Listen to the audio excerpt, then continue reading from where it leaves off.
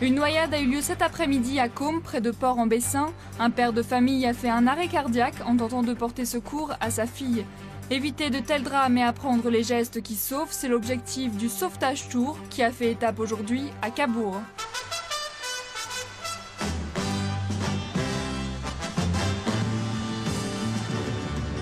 Un véliplanchiste à la dérive, des Zodiacs et un hélicoptère venu du Havre tout proche. Pour ce scénario de sauvetage, les grands moyens sont de sortie, histoire de montrer la technicité d'une opération comme celle-ci. À peine sur la plage, la victime est placée en position latérale de sécurité.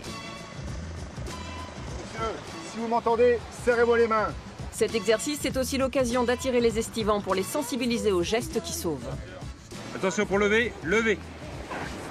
Posez.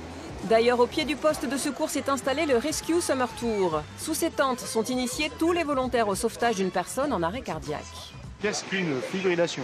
Alors la fibrillation, c'est une atteinte du circuit électrique cardiaque.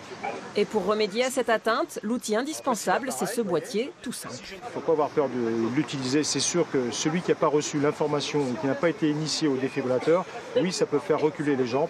On donne les gestes, les premiers secours et on explique le fonctionnement du défibrillateur et savoir comment reconnaître un arrêt cardiaque.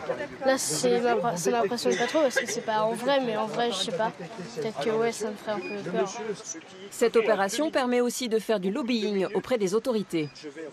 Les acteurs locaux, ils ont aussi un rôle très important à jouer. Ils doivent installer des défibrillateurs, informer la population qu'ils ont installé des défibrillateurs. Ils doivent aussi, par l'intermédiaire d'une application qui s'appelle Staying Alive, que nous avons mis en place et qui a été téléchargée 500 000 fois, déclarer les défibrillateurs qui sont présents sur chaque commune.